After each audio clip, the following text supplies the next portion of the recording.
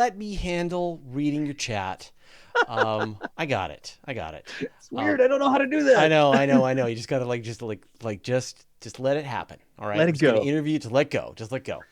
Hey everyone, welcome to Open Space for Monday, April 27th, the 1000th week of the COVID quarantine. I'm here with yeah, I know.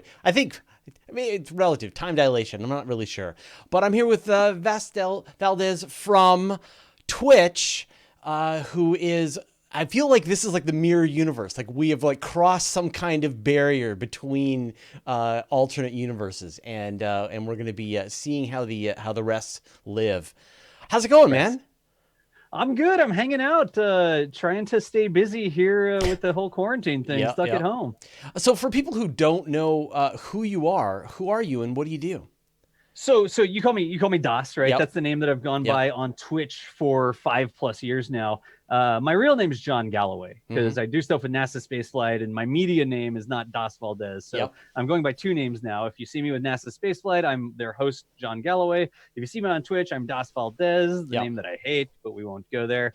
But yeah, that's I stream on Twitch and I help people get live streams going on other places like YouTube or whatever. Yeah, and so you are a monster when it comes to somehow providing live coverage of events that are fairly difficult to shoot, such as you. I was watching you preferably during some of the Falcon launches. I think you had the Falcon Heavy, one of the previous Falcon Heavies, I believe, Yep, and yep. you had some of the nicest footage. Clearly, some kind of monster, um, uh, lens on your camera. It was terrific work. I've got it here. Hang on, I'm gonna scoot out of the frame for a second. You're gonna show us the lens. Yeah. Yeah, yeah, yeah.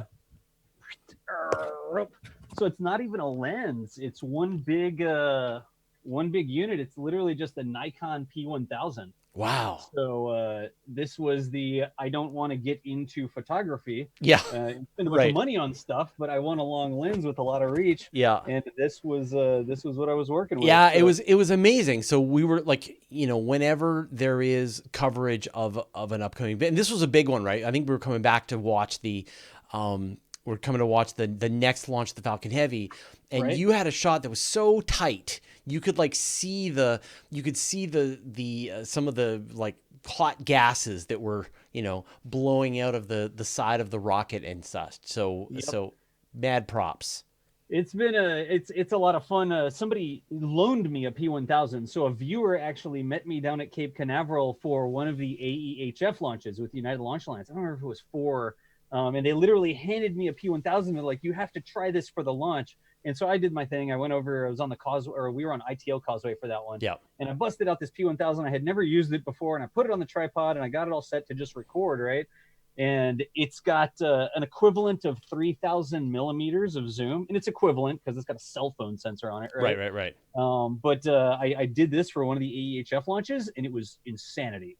It was so much reach on the camera, and it's not a $10,000 camera. It's like something that I can afford, right? Yeah. I'm talking to telescope people, right? So just like that's not very much, but Yeah.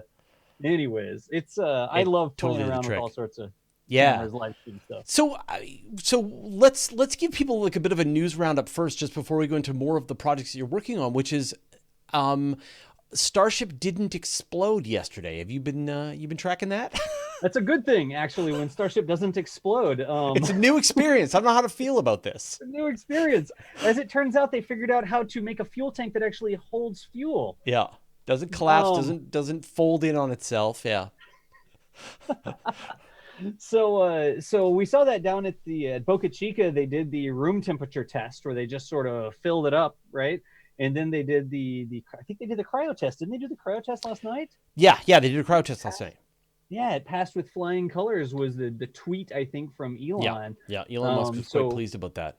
yeah, it was. I mean, that's a big deal because they've been trying to make these stainless steel starships out there. And the last one, I think the last one failed because he said it was like a test order of operations or something. Yeah, right? so Where what they had done was they had filled the top tank, but they'd not filled the bottom tank, and so the whole thing is designed to be structurally strong when both tanks are filled top to bottom. And so because they hadn't filled the bottom one, it sort of collapsed over sideways. So it wasn't necessarily that there was some fatal flaw in the way these tanks were built. It was just that they hadn't considered the structural strength of all of the support when they did it. So yeah, no, it was a sort of an embarrassing thing. But this time around, the thing actually did it. So how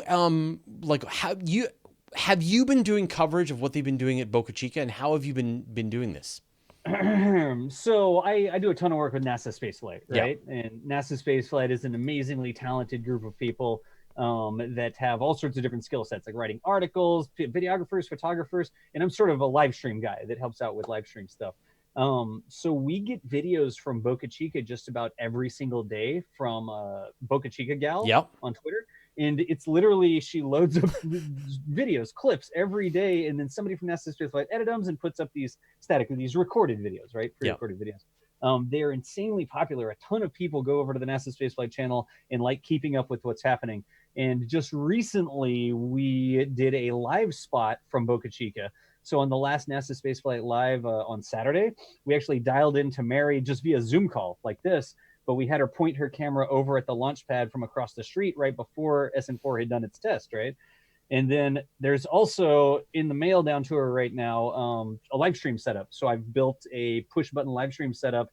And when she gets that, she'll just go ahead and press a button. I can log into it remotely. And we should have high def camera footage from the side of the road or wherever she goes coming up shortly here within the rest of the week. Because we want to get the static fires. We want to get the hops for sure. Yeah. And it's sort of a challenge. I'd love to go down there myself and do it. But with the travel restrictions and everything in place, I designed a kit that I can literally put in a box and just ship down, and then I can manage all that remotely and bring it into our live stream and just use that as a remote camera. And I mean, like, what a fortunate situation to have such a lovely woman who lives there, and someone built a rocket production facility right over over her backyard. And she's able to do live coverage. It's like what a transformation. Yeah. It's incredible. It's amazing just to have that sort of access to it, because you look at other rocket companies and they're building in these facilities with robotics and stuff, and you don't have a live camera from inside the Decatur plant for United Launch Alliance, right? But SpaceX is out on the side of the road at the beach down at Boca Chica, and just members of the public, Mary is actually a member of the media with NASA Spaceflight, have been able to see what's going on a daily basis and bring us all this, I'm going to say, unprecedented coverage, right? Yeah. Because think of shuttle, right? And we had this file footage from NASA or whatever, and United Launch Alliance gives us a factory tour with Destin or whatever, but this is literally just every day we can see what's going on in these tents and in the VAB that they have out there and stuff, from somebody who's out there with a camera. Yeah. And that is just it's just kind of stunning. Now I've heard that SpaceX is like going to be buying out the town and evicting people. Is that going to affect the ability to get live coverage as they build things? I don't have a lot of details on exactly what's going on there. I know there's a lot of very passionate people who will jump through a lot of hoops to keep bringing live coverage of what's going on. Yeah. So I think that there may be some impact, but I don't think it's going to stop what we're getting. Yeah. Okay. I don't have a lot of information about what's going on with buyouts and stuff. But, Well, that's the worry is, like, again, I think we've all gotten so hooked on the fact that there's this lovely woman with a direct view to the place where they're constructing these rockets that we all want to know about. And I think for a lot of people, I think that level of coverage would be a little uncomfortable, but SpaceX is the company that is able to handle it. And I think they're benefiting from this. We are watching the trials and tribulations of this spaceship as it gets constructed. So place your bets. What do you think? When do you think we're going to see a hop? The hops always tend to slide around, and it's not like SpaceX is doing a media schedule or like, and on this date, right? If I had to guess when there's a hop, I hope that if the Raptor static fires go correctly and don't puke their guts all over the launch pad or anything like that, Imagine that. What do you think? Mid-May, late May, we may see a hop. I don't know. I have a rule where I don't really believe dates Yeah. until they're about a week away. Yeah, that sounds about right. Till he says we're going to try to hop. Yeah. Yeah. The other But thing about SpaceX sort of handling it, I got to say really quickly that Mary has a heart of gold, and no, she I know. always does such a good job of. She's not filming people's license plates. She's not up in anybody's face. She's not annoying. She is a genuinely good person, Yeah. and she wants to protect the privacy of the people that are working out there and stuff. And so I know that it's unprecedented access, but it's not like we're outing anybody like, oh my gosh, we're here to film OSHA complaints or something, right? Yeah. So she really does a fantastic job. Yeah, and no. she's looking out for the workers down there. I know. Same thing. I mean, every time that we've needed any, try to run any story about like on Universe Today on what's happening out there, she's been so great, and you can just see that she's very caring and thoughtful just about the whole process, and clearly just a super fan of it, which is again just such a bonus. As the hops come up here, I hope we get a hop sometime in May. We'll see. Yeah. I have my rule. We don't talk about this stuff. Sure, but you just did, so you can't take it back. But the thing that we are going to see in May is we're going to see that first flight of human beings going to the International Space Station on the Crew Dragon on May 27th. 27th is the date they schedule right now. It's more than a week away, so. So are you? Yeah, well, I learned a lesson the hard way. I went down to see the second to last space shuttle launch, right? And you never book a return flight to a rocket launch. Went down there and it was delayed a month, so I got a chance to see the shuttle. I got a chance to check it out, and then went down to Miami, and then went home, and that was my space shuttle launch experience. I got into to sort of rocket chasing well after the space shuttle, right? When rocket chasing was going on, I was a business solutions architect doing like consulting for CRM systems. That's boring. But I lived in Atlanta for a long time, and I was always, I'll go down and see the next shuttle launch. Oh, they keep launching these shuttles. Oh, I'll go down. And I just put it off. I lived in Atlanta for so many years. I could have easily driven down to Florida on a weekend or something, and I never did. I just always said, next week, next time. And because of that, I never saw a shuttle launch, because one day I blinked and they weren't launching shuttles anymore. Yeah. So it's funny when people talk about like bucket list things, I always say, like, if you want, like, a rocket launch is one of the easiest things to knock off your bucket list, because literally you go to Cocoa Beach, you get a nice hotel, you sit on the beach with a Mai Tai, and you watch rockets blast off into space. Your view from your hotel balcony or the hotel restaurant out on the beach is pretty much exactly as good as the view that we get from the media place, or even out on one of the causeways out at Cape Canaveral. It's definitely an easy thing to knock off your bucket list. It really was. I took my mom and my daughter to one of the. It was an Atlas 551. I know, I don't remember which lunch it was, but we went to Playa Linda, and you go over Playa Linda over the boardwalk, and you walk down to the NASA fence line. And we were there waiting for the launch, and I figured, well, if the launch gets scrubbed, oh no, we're at the beach. What are we gonna do, right? Yeah. So being on the beach down in Florida waiting for a launch is a good sort of fallback plan, even if there's a scrub or a delay or something. So yeah. So do it. Well, I mean, obviously you can't right now, but so what do you think then? I mean, for you, are you going to be able to travel? I mean, I know you're shipping gear to locations to try and get some live streams, but are you going to attempt to catch some upcoming launches?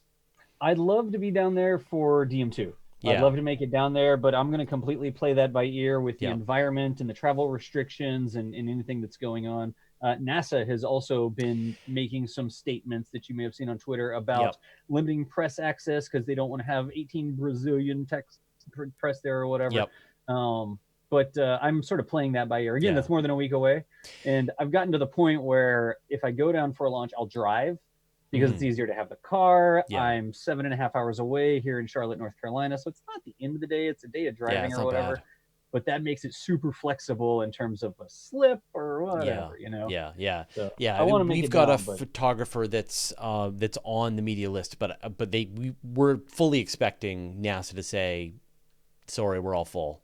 Yep. Yeah. And that's really where this whole live stream kit thing, right? I've got Chris Gebhardt, not like he's mine or anything, but he's down with NASA Spaceflight, and he has a kit that I built for him. So when they do a launch, we can spool up his kit. Yeah. I log into the broadcast unit remotely. It's a live view solo, right?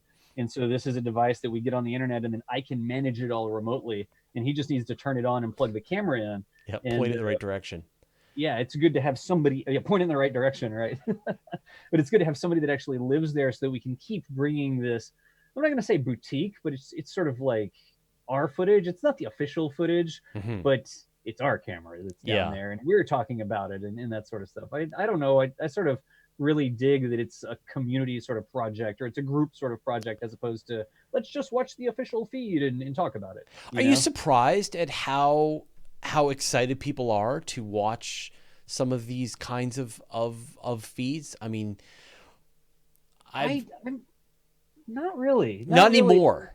Yeah, yeah. I've been doing this for a long time. So I've graduated from trying to stream with just a cell phone, and so I went out to the NASA Vab, and I'm holding my cell phone up like, "Welcome to the live stream." Like I used to have mobile stream setups, which was a laptop strapped to the side of a tripod, and I did a couple launches like that. For museum events, I actually had a micro PC form factor that I put in a Pelican case and carry it out to the museum with all the broadcast equipment. Right. So I've been doing live streams for STEM outreach for a long time. And I really am not too terribly surprised, because we give people a TV show that talks back to them. Yes. Right. So we're here, and I'm reading chat. I'm standing on the causeway at NASA, and I'm ready, and I'm running the camera, but I'm also right here reading what you're saying, and I'm responding to you. Yeah, and I'm answering questions. Yeah. I feel like that's a superpower that a lot of people are starting to understand. It's like, what if you talk to the TV and it talked back to you? Well, and I think we're seeing now as well, like how the broadcasters, the traditional broadcasters, now that they're all locked in their houses, they're having to learn the hard way all of the lessons that we learned about how to do these kinds of live streams and broadcasts. And and I think if you don't necessarily have the production quality and you don't necessarily have the live audience, but the thing that we can provide is that live interaction to say, hey, we're here, we're talking to you, we see you, Wizard 256, and Greg Ewing. And so we, who are the most recent commenters on both streams. Two people who just chatted, who just chatted. And so that is, I think, it definitely, like, there's no shock and surprise that is a more engaging experience. So, all right, so let's shift gears. Let's talk about Kerbal Space Academy. Sure. What is it? So Kerbal Space Academy is what I originally started on Twitch, right? Kerbal Space Program, clearly. Yep. But a long time ago, I was looking for resume material, and I wanted to do remote training. I needed to be able to work from home and have some flexibility. So I was like, what video can I record to prove to a company that they should hire me, because I can be remote and train somebody on some complicated task, even though I'm not there doing a presentation in their office, right? So I had this whole idea about remote training based on some previous things I had done in life. And I'm looking up, well, how can I record a video? What's OBS? How does all this things work? How do I composite different things together? And at the time, I was playing a lot of Kerbal Space Program as a game that I enjoyed, right? And I saw in the Kerbal Space Program forums, here's how to stream KSP on Twitch. And I was like, Twitch? What the heck is that? And I had no clue. This was 6 years ago, right? Yeah. And I followed the instructions, and I installed OBS, and I got Kerbal running, and I did a stream, and a couple of people showed up. Wow, that's amazing. That's cool. And I said, well, okay, this is cool, because now I can record a video, and maybe it shouldn't be a video. Maybe this should be a live stream where I'm teaching somebody something that's complicated in a live stream sort of format. And I'm going to use this to find a job training people how to use their CRM software or whatever. Man, I'm glad that didn't work out. Yeah. So I did my Kerbal Space Academy streams. I just came up with the name Kerbal Space Academy, and I said, Kerbal Space Academy Kerbal Space Program is a game that has a really big learning cliff, right? Yeah. It's inspired by realistic physics or whatever. And so in order to play the game, you have to learn some real rocket engineering, orbital mechanics, whatever. So my streams for Kerbal Space Academy were, come to my stream and hang out. I'll explain things in KSP and do like a live tutorial, because you couldn't get that on YouTube. At the time, we had Scott Manley, and you could do these searches and you could find these amazing videos. But the one thing you couldn't do with the pre-recorded video was ask a question and expect to get an answer, right? Right. Yeah. If I didn't get something, I had to self-source the answer. And I said, well, I'm going to do this live. And if somebody has a question, they can ask me right now. And I'm going to answer in real time. And I could use the screen and draw on it or whatever, right? Yeah. So that was Kerbal Space Academy. And I just started off, saying, hey, come to my stream and I'll help you learn how to play KSP. One day my computer broke. though. So I had people, 10 people show up, 20 people show up, 25 people show up. I think there were probably 40 or 50 people showing up every night. And some sort of cosmic event occurred where something cosmic ray hit my processor, and literally my processor on my computer just died. Wouldn't even post anymore. The motherboard was just everything's toast. And so I had to go online and I posted up and I'm like, hey, I can't stream anymore. Sorry. My computer's dead. I can't afford to buy a brand new one right now. So, it's busted. I can't stream anymore. And within a couple hours, people had sent me money on PayPal. And this is 5 years ago. Yep. They had sent me money to buy the replacement parts for my computer. And they said, overnight these, we want you back teaching us Kerbal tomorrow. That's amazing. Please get it fixed. And so I bought the parts, and 2-3 days later, we were back online. And that was my first sort of indication that was, hey, maybe this isn't just a fun side thing. Maybe this is something I can do for a living. Yeah. So, It's funny that actually that story is very similar to how I started Universe Today, which was that 20 years ago, I worked for a web development agency in Vancouver, Right. building bank websites and power company websites. Yep. And I was like, okay, I want to test some, no one will let me try my crazy ideas. So I'm going to try some crazy ideas on the side. I'll run my own website and pick a topic that I'm interested in, which was space. I'd always been interested in space. And so I worked on this website on the side, 6 months into it, I'm like, that's it. That's all I want to do for the rest of my life. Like now it's just a matter of figuring out how to extricate myself from this old life and make this new life stick, because it is so much more fun. It really is. It's fun. It's really rewarding to be able to share things with people. I view myself, I'm not an astrophysicist, right? I'm not an engineer. I thought I was going to be an aerospace engineer, and then the .com thing happened, and I went off into programming, right? Yeah. Back in the day, long ago. And I'm not an officially trained aerospace engineer or whatever, but I'm a huge fan of it. So one of the things that I really like to do is say, you don't have to be an aerospace engineer to love this stuff. Everyone can love this stuff. Everybody can be excited. Everybody can understand what's going on. You don't have to be an absolute nerd to be a part of what's going on. And I mean, granted, we are all big nerds. Yeah. I'm fine with. Yeah. But I really enjoy just bringing experiences to people that maybe they wouldn't think to go out and find themselves, right? Yeah. Like Twitch is watching right now. Twitch is the old bait and switch where it's, oh yeah, come and watch me play a video game. Oh, by the way, a rocket's launching. Let's go watch that too. Yeah. Got you. Now let's talk about space. Yeah, that part is very interesting because, originally back in the Justin TV days, it was very much about like, let's live life live with someone and do something interesting. In this case, let's go watch a rocket launch. That would be perfect. And then they shifted into this video game thing, which clearly was a lot stickier. A lot of people wanted to watch people play video games, but now they're kind of coming back around, and it turns out, hey, let's actually, let's get real life back into the mix again. And I think that what matters is to, like Twitch with any of this stuff, is just like to see people doing things that they're good at, having interesting conversations, interesting ideas that you can participate in is an absolutely brand new media form that has never existed before in human society. And we are figuring it out as we go along, as we move this forward week after week after week. Yep, and that's the same sort of thing. I like to say I did a presentation with Corporation for Public Broadcasting, so PBS, right? I went to their national symposium in DC, and I got up on the stage and we did a little presentation about new forms of media.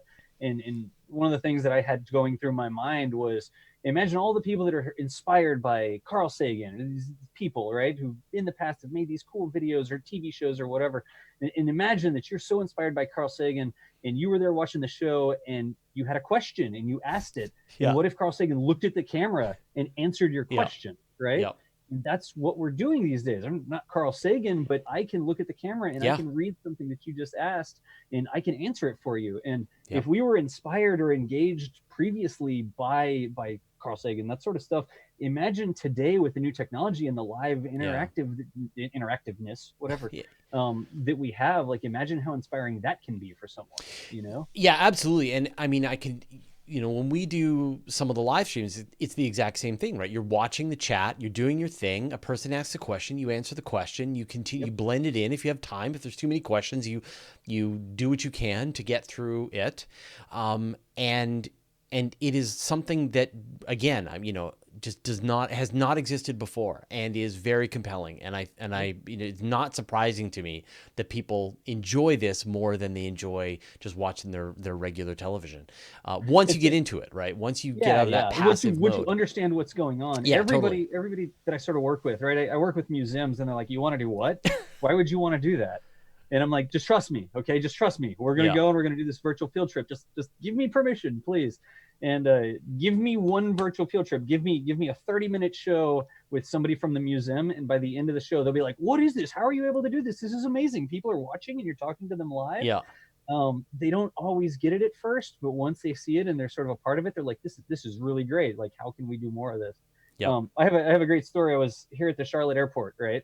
And they had the Hurricane Hunter aircraft. So they had like a C-130 that came through that was kitted out for hurricane hunting with NOAA. And I had on my live stream backpack, and I've got my live view stuff, and I'm sitting there on the side of the roof, or the side of the hangar. And they had members of the public there sort of milling around, looking around. And I'm just standing there, and on either side of me, there's two news cameras, because they sent out the news folks as well. And at some point, the planes are starting up, they're starting to taxi, and I turn around, and all the public is left. There's no one left there. And they thought that I was news media, so they didn't bother me or ask me to leave. And I'm just standing next to the weather guy. But I'm there on my phone, and we're seeing the planes roll out, and I'm answering questions. And people are asking questions. I'm like, oh, yeah, that's a great question. Here's da-da-da-da. Here's what it's doing. Let me point the camera over there. In the weather anchor for the local news station, like the guy on the weather show on TV, looks over to me and is like, "How are you answering those questions? Where is that coming from? Is that your studio talking to you?" And I said, "No, it's chat right here. I'm just answering questions." He's like, "How are you doing that?" I'm like, "It's right here on my phone. I just read it and answer in real time." So it is a sort of a brave new world of ways that we can interact, and it doesn't take an entire broadcast studio to do it. Like we have cell phones and technology and YourStream and OBS and all the things that we can do. As you can tell, I talk for a living. Like I can talk about this stuff all day long. Well, yeah, and so can I. So don't get us started. But you can definitely see that we like being able to do this stuff live, being able to answer these questions. So I at this point now has sharpened my brain for being able to do this kind of a content that I literally can. I could just sit there and just answer questions nonstop for hours on end if need be. And I've seen almost every flavor of every question that will possibly be asked to me. And so I've had a chance to rehearse in real time each one of the answers. You want to talk about dark matter? No problem. You want to talk about dark energy? Let's do it. And so on and so forth. And it is, and my recommendation to anybody who wants to kind of get into journalism, wants to get into this process, is just put yourself out live and just keep getting smashed by questions until your brain starts to learn. And it's absolutely amazing. So I've got a bunch of questions now. I want to. I've been hogging the time, but there's some great stuff here. So Uncle Bill Druin, who is in both chats. Oh, geez, who let him in? Yeah, I appreciate him, and also he's one of my moderators here, so this is great. Ask Daz about his knack for creating partnerships. He's real pressed to NASA because of partnership with NSF, virtual field trips, open secret doors, because of partnership with the nonprofit vectors, Robo Masters. How do you do it? I just get excited about stuff, and I like to talk to people, right? So that's such a broad question. Like, how do you make partnerships? I guess the long and short of it is I have a very specific set of skills, and I like to use them to help people share the things that they have a very specific set of skills about. So you have a museum, and the museum has all this content at the museum, and they have educators and they have experts, but they might not have anybody who knows live streaming. Guess who knows live streaming? I can help with that, right? So I'll go to the museum and we'll talk about a special event or something and say, you bring your set of expertise, your educators or whatever, and I'll bring my expertise talking and making a live stream work, and let's see if we can do something. It seems a lot easier than it was, or it seems easy just to say it that way, I guess, right? But you got to sort of know the right people to talk to. And I don't mean you have to already have the contacts, but you just need to know who to ask for. One of the biggest problems I had at first with working with museums or organizations was I don't even know where to send the email to. Like, how do I convince someone that they should spend any time talking to me at all? And the way that I don't even want to say that I cracked the nut, because I can still send an email and they'll be like, whatever, I'm not going to talk to this guy. But it's just learning about how a museum works and how their PR department or their education department or their media department. I will say this, probably much to the terror of museum PR people out there, I've found a lot more success working through the STEM outreach or educational arms than the marketing or the PR arms of organizations, right? Yeah. So if I approach it as, hey, let's talk to the PR people Yeah. and say, we want to come and do this thing, they wave off really quick Yeah. a lot of the times. But if you go to the educational outreach thing, you're like, hey, we have a show. What I do is I go around and I want to share the cool stuff that you have at your museum. I'm not asking you to pay me for it or anything like that. I just want access, maybe a special guest to come on. Yep. You go to the education department, you go to the outreach department, and they're a lot more open to that sort of conversation than the PR group, which thinks that you need to rent out their museum to film a scene for the movie or whatever. Right? Yeah. And so, I mean, for me, you sort of get to this point where you're not limited by who you can talk to. You're limited literally by your own imagination and your bandwidth. Yep, and your time. And so, like, yeah, I mean, I could talk to anyone at this point. It just doesn't even occur to me. And so someone's got to say, hey, you should talk to so-and-so. I'm like, who? Okay, sure. Yeah. And then you get them on the phone and you get them, and then you do an interview with them. And it is, and a lot of the times these people are glad, they're grateful for a chance to do some kind of outreach, especially in a way that connects with the public so directly, and they almost never get these opportunities. I mean, this great sadness that I always have is like, there's all these incredible researchers doing this amazing work, and same thing at these different museums. They've got this incredible, the museum, when you see out the front, is just a fraction. It's like the tip of the iceberg of what they've actually got behind the scenes. And they've got these incredible exhibits. They love to show people, but they just don't have the time or whatever. And so same thing, researchers, they're doing this incredible news. They write their paper, and whether or not their information reaches the wider public, it just depends on if they have a public relations official at their university or at their research institution who happens to take notice and is willing to take on the story. And you just kind of go, you look at the paper and you go, oh, this person has figured out this really important thing. And you send them an email or you talk to them on the phone and you say, can I interview you about this thing? And they're usually very happy. And then what I find is that they will, they'll redirect you back to the PR person, but now you've got the actual researcher saying, hey, can you please talk to this journalist? So yeah, that's the thing that happens a lot. Like sometimes you'll get kicked back over here, but it's all about, we're trying to help share this stuff, right? We're trying to help you share the awesome stuff you did. You say you read the paper, you read their paper, you read this and like, wow, this is awesome. Other people should know about this. This would be really interesting to talk about. And just sort of getting past that bump. I mean, the other big bump that you have to get past is, I'm not here to like show up and lick your airplanes. All right. Yes, I want to do a live show, but I'm not going to do like a shock show and I'm going to like misbehave, because originally a lot of the thinking on YouTube or whatever was, wow, that's like shock video. We can't let this person come into our facility live, or we don't want to talk to this person live. Who knows what they're going to do? Yeah. Right? Yeah. But it's taken some sort of critical mass of content to convince people, I'm not going to show up and lick your aircraft exhibit. Okay. That's not why we're coming here. Right. So it's like a credibility sort of thing, I guess. Yeah, right? I guess so. Yeah. That's funny. Yeah. Let me see. There was another question. Okay. So Seth Cooper wants to know about Robo Masters, and I'm actually not familiar with that at all. So what's Robo Masters? So Robo Masters, Seth, I don't know if you've seen me do Robo Masters before, but I am the international host for the Robo Master competition, which is a robotics competition put on in China every year by DJI, so drone company, DJI. And there are over 100 universities in China that build robots, and they use the robots in sort of a real-time arena. It's almost like a MOBA video game first-person shooter, but instead of it just being a game, they're controlling actual robots in an arena. And the robots, where's Dabsy at? The robots actually look like little tanks. Hang on a second. You've got one of them? Oh, yeah. That's awesome. Oh, my God. Yeah. All right, had to grab my little robot Dabsy right quick, but this is one of their educational robots, right? And it's a RoboMaster S1. Let's back it up a little bit so it gets on the camera.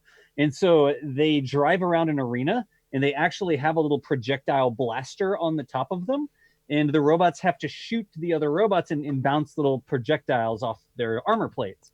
but there's an entire system that's like keeping score in the game. And the robots have hit points, they get knocked out, which deactivates them. There's goals like capturing a flag or defending territory or positions or whatever. But the cool thing is this is an educational robot, so you can buy one of these, right? But for the actual competition, the students have to make their own robots from scratch. Right. And they run it as if it's a company. So it's not, okay, everyone gets the same kit. Congratulations. Now build your robot and drive them. You design it, you build it, right. Use your 3D printing. You have to come up with your funding. So they'll have university students from the marketing track come in and try to help them come up with a presentation to raise funding.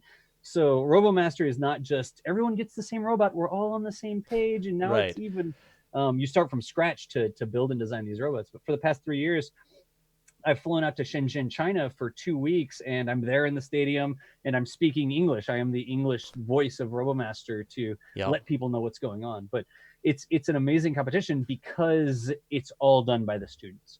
And if they've designed something, it's because the students designed it.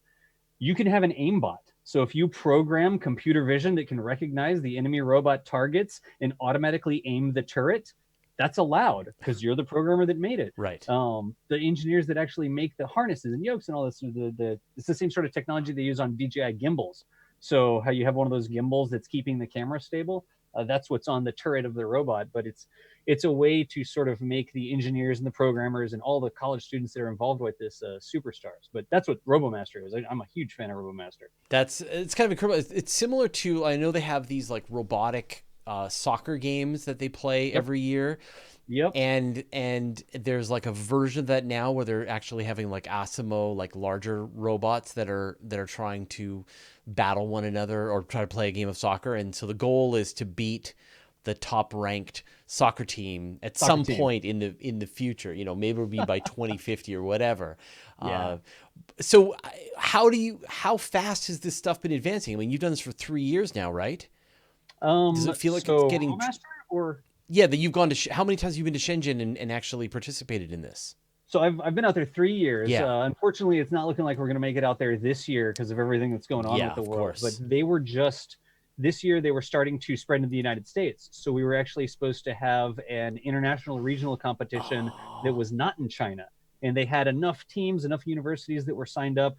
But that unfortunately looks like it's been pushed back to 2021 as well because of the environment that we're all in, right? Yeah. But it really, it's been a huge thing in China for a long time, right? And it was even before DJI was involved. Robo Master, this robotics competition, was a big deal, and I wish more people knew about it. Every time we do it on Twitch, we have it on the front page, and Twitch works with us, and they give us promotional slots, and everybody that finds it, they say, wow, what is this? This is amazing. I had no clue that this was a thing. I want to see more stuff like this. But it's almost like an ESPN style thing for university students doing robotics, which is really cool. And are they remote control? I guess they're whatever they want, right? Like if they want to try and remote control their little robot, they can. If they think they can automate it, they can. It's up to them. It's so it's first person view. The pilots of the robots are actually sequestered over in a room and they cannot see the arena. And when they're playing, they have a mouse and keyboard. They're ASDW, like they're playing a first-person shooter, a video game, but the robots are actually using the real world as their physics engine. And the robots have to drive around the actual arena and actually fire projectiles and bounce off each other. It's all non-destructive. Right. So you're not trying to destroy other robots physically, right? It's all a point system with hit points. Yeah. But the pilots can't see the arena. They have to program in the cameras, the camera angles, the different switches. They have to communicate. So they literally have gamer headsets on and they're talking to each other. If one person sees this, they communicate it to the rest of the team. It's literally like a game of Counter-Strike or League of Legends or whatever that I like to say uses the real world as this physics engine, but But it does feel like, we are at like just a couple of iterations away from some sort of like robot death match where these robots are fighting in some arena, with real ordnance. But we'll get there. We'll get there. I've seen stuff like that. I'm not a huge fan of that. Like, the battle bot sort of stuff. Yeah, you put a lot of work into your robot. Yeah, you don't want to have to build it from scratch. There's definitely a place for that. That's actually a spectacle sort of thing. But Robo Masters and other things like First Robotics, which is amazing as well, they're non-destructive because these students have put in literally hundreds or thousands of hours working on robots, and you don't want to roll in the arena and just set it on fire all of a sudden after they've spent all this time on it, right? Yeah.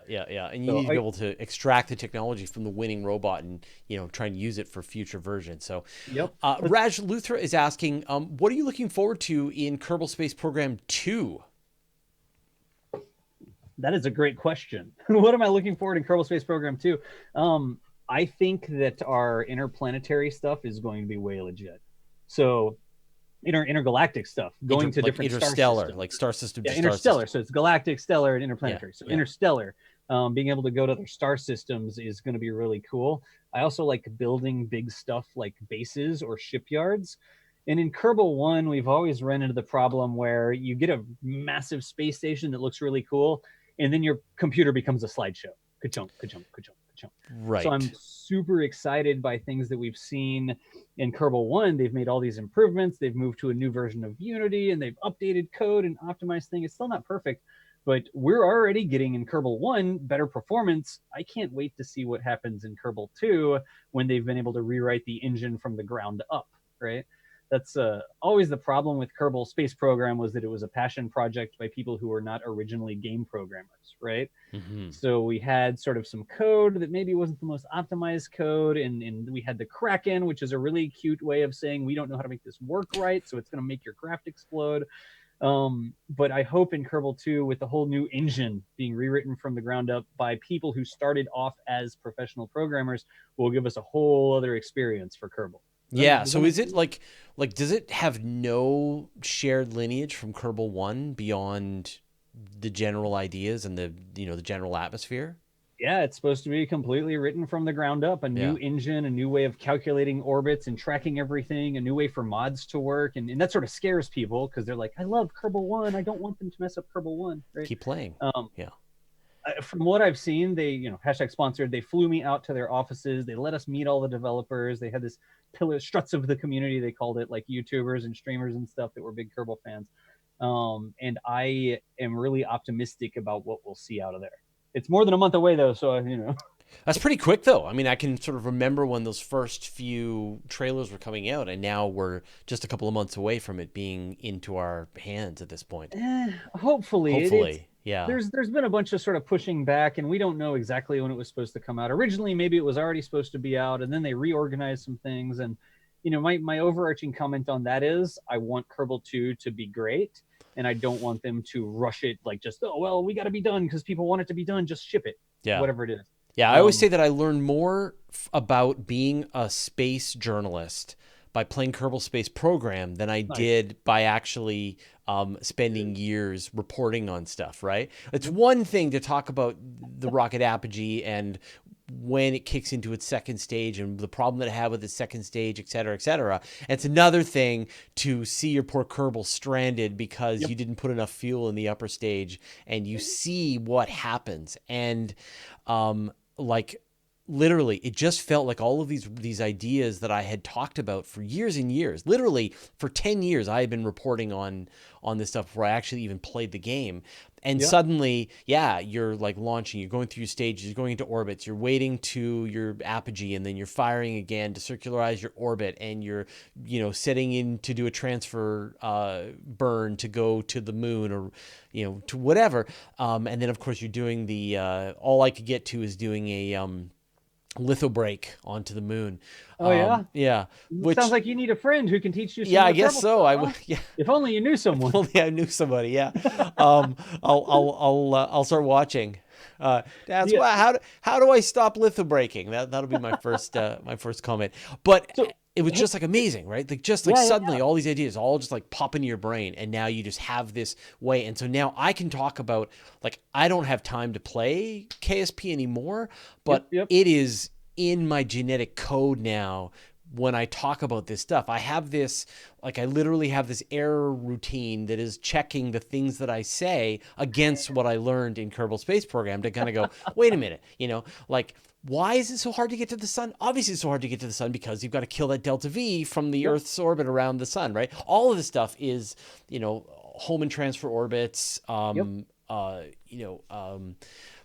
I mean, they hadn't implemented Lagrange points. I don't know if they will in future ones. Yeah, not in Kerbal 1. The whole engine doesn't really support it. You have to fake it. Yeah, Kerbal gravitational 2, they also said no, assists. so Yeah, gravitational assists work though, and a lot of that stuff you get a chance to actually implement them in the game, and you're like, okay, got it. I understand now, and then I can explain it in a way that I, it is this ladder that I was able to use to be able to explain stuff. I loved it. Yeah. My Twitch chat is going to kill me for this, but I have in the past played a version that I called Ultra Hardcore Kerbal, which was a bunch of difficulty options. I wasn't going for realism. I was just trying to make it a lot more involved from a thinking perspective. And so it was like Kerbal life support. You had to have food and water and stuff for them. You had to deal with their sanity. So you couldn't just put them in a little pod for 3 years. You had to give them room to spread out and television signal and electric charge for air conditioners and stuff. And all these different things like build time. And there was Kerbal radiation and just all this stuff, right? Of course, no reverts and that sort of thing as well. But playing in that sort of mode gives you a really deep appreciation for the things that real spaceflight has to think about. Yep. So we'll do a launch and we have to practice the launch in the simulator, and it cost me kerbucks to practice in the simulator. So how much money do I spend simulating it? How much time do I spend simulating it? Then it's actually time to do the launch. We need a checklist written down. We've got SSTOs and in the simulator and I say the simulator, it's like the simulator inside of Kerbal, which is technically a simulator. Game, whatever. But you have to keep thinking through all this stuff, and you see why. Here is the checklist. We're on page 48, item 362. Why do they need that? Why don't they just dock the spacecraft with the ISS? Because everything has to happen in the right order. If it doesn't happen in the right order, you forget one thing, all of a sudden it goes south. It's a lot of fun to sort of play from a thinking perspective. I mean, there's random part failures. Right? Oh man. So we can have an engine just die in the middle of a launch, and we have to design our emergency abort systems. Right. Even like, are you going to put boosters on the side? If the boosters aren't reliable enough and one goes out, what do you do when your rocket starts to cartwheel? Yeah. Just all this crazy stuff. Oh, that's amazing. It's interesting. I mean, and I'm sure you get a version of that as well, but we get, I find that the people who, there are the SpaceX fans who are really excited about the incredible accomplishments that are being made. And like almost for the first time, somebody is taking their love of space flight seriously. Like, now we have a shot at this science fiction future. But at the same time, it's more difficult and more complicated. The fact we opened this show joking about the fact that we finally have a starship that didn't explode. Finally, yeah. Yeah. I mean, we haven't seen anything yet. I mean, you go out to space, you're going at incredible speeds. You've got the forces involved. You've got the harsh conditions, all the things that can break down, all the things that can fail, not to mention the conditions of trying to reach these other places, the finite amounts of fuel. It goes on and on and on. It is going to be really hard out there. Do you see this having a place in helping people kind of wrap their head around, almost temper their expectations about how difficult this is going to be? You mean Kerbal or? Well, Kerbal in general. But I mean, like I think people are going to wonder why we don't have people walking on Mars in 4 years, because that was the promise. I think there's a lot to it. It's like the math and stuff like that has been done. It's the execution of it that's difficult. And you see SpaceX having trouble welding stainless steel tanks. Well, welding stainless steel tanks is not anything new to humanity, right? The old Atlases were welded stainless steel tanks that are way thinner than anything SpaceX has worked on. But they're doing it in this organic sort of way, and it's out on the beach, and it's in a hut or in a tent or whatever. And how do you make it work with this new way of thinking about space? Yeah. Right? We're not in a clean room. We don't have robots, right? We have people out there on a shaky boom lift trying to weld something as the sand blows by and all their inert gases get blown away and stuff. Like, how do we actually make that happen? I think that there are a lot more. What's the right way to say this? There's a lot more challenge with the way that SpaceX is going about, specifically Starship, than there is the math behind what they're trying to do. Does that make sense? Mm-hmm. Yeah, right? Yeah. So we know how to get to the moon. We know how to calculate a trajectory that's going there. We know how much fuel we need, but we need a fuel tank that can hold the fuel first, right? And we need to, if we want to mass produce these things, how do we make that happen on this sort of budget, on this sort of time frame, as opposed to the old space way of doing things, which is this big robotic factory and this clean room and all this sort of stuff. I am excited, and I also temper my sort of expectations because it's cool that there's all sorts of different ways that things are happening. And I would love to see SpaceX succeed because I love seeing rockets fly. Like, I want to see Starship fly. Mm-hmm. I don't care where they build it. I Yeah. want to see that thing fly. But I know that the challenge isn't so much our understanding of how to get to the moon or whatever, but just the blocking and tackling, all the basic stuff that they need to do given their Yeah. lightweight, rapid development sort of stuff that they're going for to try and make it cheaper and break out of Yeah. the old school space. Yeah, and I think that people have a difficult time just understanding that how many orders of magnitude more the forces are that are on a rocket ship attempting to reach orbital velocity, not to mention returning from orbital velocity through the atmosphere and to be able to land safely, bring all the stages home. It's a ridiculous challenge to do. The math says it's not impossible, but just because it's not impossible doesn't mean that it's going to be very straightforward to accomplish. Your wells need to hold. The wells need to hold. And each one of these, I mean, we haven't even, just wait until these things start trying to belly flop through the atmosphere at 28,000 kilometers an hour, right? Yeah. I want to see that. I think that I think that we'll see that sooner rather than later, right? We know that it's possible. SpaceX is all about it. They're out there, and there's groundswell behind it. Like, so many people want this to succeed. Yeah. I have a feeling that it almost has to succeed at some level. Are we going to be flying like 4 Starships a week or anything like that next year? I don't know. I'm not in charge of that, but I can't wait to see that stuff fly, because that's going to be just an amazing spectacle. Like when I first saw the 2 Falcon Heavy boosters come down to land, right? I had seen a single booster land, and it's like, all right, that's cool. I know what to expect. Yeah, okay, 2 boosters are going to land at the same time. But being out there and actually seeing it, I know it happened because I was there and saw it happen with my own eyes. But I could understand why people would be like, that's CGI. Look at that. Yeah. Really? Come on. That doesn't even look real, because it doesn't look like it should be happening. Yeah. It looks like something we would see in an Avengers movie or something. But I was there on the causeway. I've filmed it 3 times myself using my own camera equipment, saw it with my own eyes. I know it really happens, but I can see. I mean, you got to sort of not suspend your disbelief. It just doesn't look like it should be real. Yep. Yeah.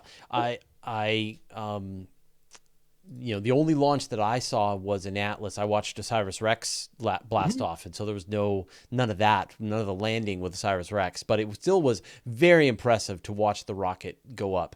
The closest I have to that is I had one Aurora. I was one night out here in Canada, and I was able to see like a really powerful Aurora where it was taking up half the sky. It was shimmering, and there was ribbons, and my camera couldn't capture what was going on, because it's changing so quickly that you don't know what exposure to set your camera at to be able to try and capture. If you go too long, it's all a blur. You go too short, it's too faint.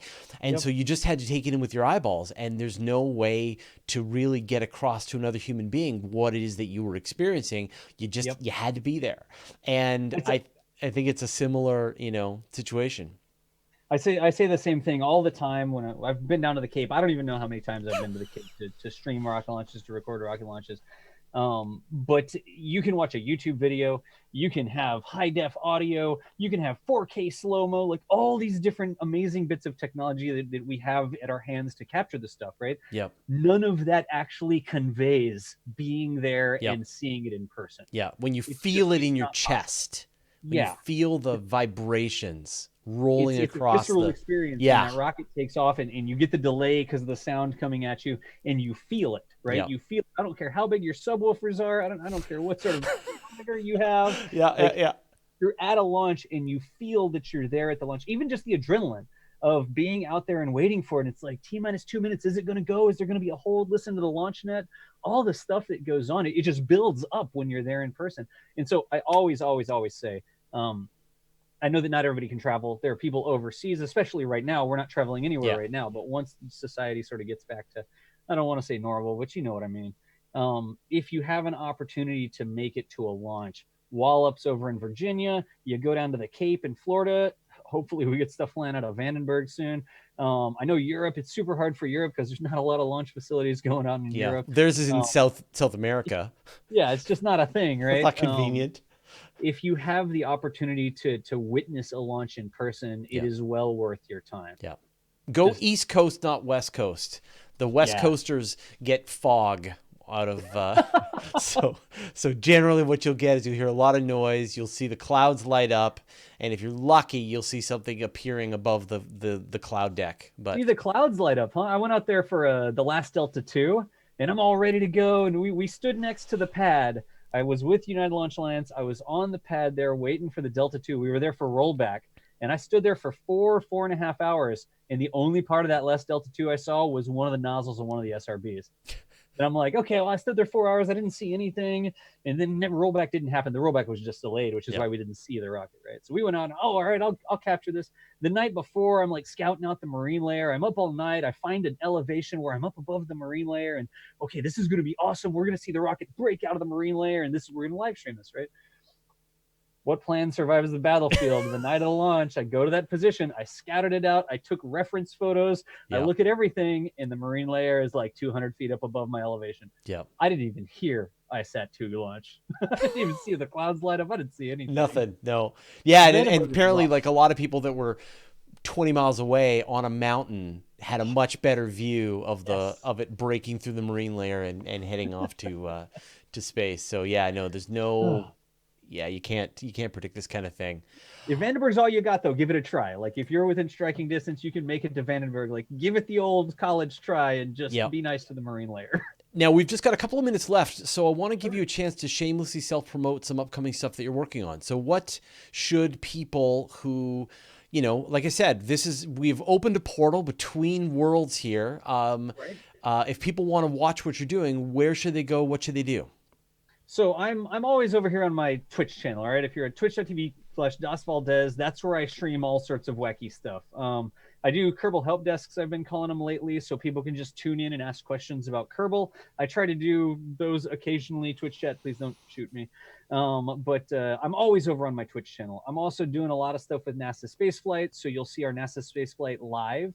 We're doing that every Saturday on the NASA Spaceflight YouTube channel. Yep. If you're on YouTube and you search for NASA Spaceflight, that's pretty easy to find. I'm the host, so I'm doing all that production remotely here for them. And we have special guests come on and stuff. We just did the event with Intrepid Museum. Yeah, so we did saw the that first virtual astronomy live event with Intrepid. And we had Charlie Bolden, we had Mike Massimino, we had Nicole Stott, we had Dr. Frank Summers with the Space Telescope Institute who processes the Hubble imagery. We had all of them talking about Hubble, and I'm hoping that we spool up some more of those virtual events with Intrepid Museum because they've got a lot of firepower to get guests on. Yeah, it's been great. I've had a chance to interview Mike Massimino a couple of times, and it's such a pleasure to talk to somebody who actually fixed the Hubble Space Telescope. He had a great comment when we did the interview, the live stream, the virtual event on Friday, where he was talking about the Hubble Space Telescope and, what do you think of this? This galaxy is doing this. And he's like, I don't know. I just fixed it. I don't look through it. So he's a fantastic guy to have on the show. And like just about every single astronaut or special guest that we've chatted with, they all have such good stories. Yeah. They all have they're human beings, They're humans and they have stories and they've done things and they love to tell their stories. Yeah. So hopefully to roll that back around, hopefully we have some more of those virtual events with Intrepid Museum. We got stuff coming out of Boca Chica again with NASA Spaceflight. I was telling you sort of offline that I was packaging up this broadcast kit for Boca Chica gal down there. So shortly we should have live footage from her vantage points of what's going on as opposed to just pre-recorded stuff, which I love. But I like live streams, right? I have a Bluebird camera. Have you seen my Bluebird camera? No. Are you talking about your bird TV? Yeah, my bird camera in my backyard. I was practicing some of the remote teleoperation stuff that we need for our virtual productions for the Cape or for Boca Chica or whatever. So I have a couple live stream cameras pointed at bluebirds. I have 4 baby bluebirds in a nest in my backyard, and there's like a live camera on them. Oh, that's awesome. So too dark to see them right now, though. It's 9 o'clock now. So. Yeah, you're living in the future. Anyways, I'm all over the map. I'm on Twitch all the time. I'm on Twitter as well, K Space Academy on Twitter, where I post up what sort of wacky projects I'm getting into these days. Yeah. So.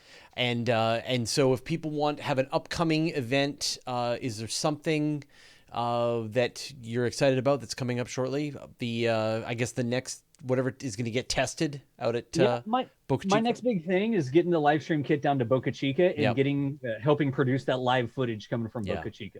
So that's coming up this week, later this week, et cetera, et cetera. That's the next sort of big thing, and that'll be with NASA spaceflight. Wonderful. On that. Well, so. John, it was an absolute pleasure to finally meet, finally talk. Like I said, I don't know how long we can. I think we can only keep this portal between universes open for another 30 seconds or so.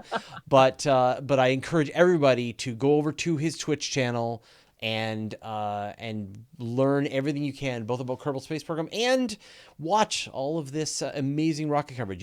What you guys are doing with NASA spaceflight is absolutely terrific. I'm a huge fan of all the Chris's, and I can't wait to see what you guys report on next time.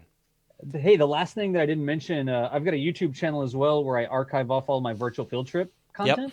So there's somewhere north of 100 hours of visits to museums. That's and amazing. Rocket launches and all that sort of stuff. Yep. That's just where I put that curated stuff. So we've got the Spruce Goose that was over in McMinnville, Oregon. We've got a ton of stuff from Intrepid on there.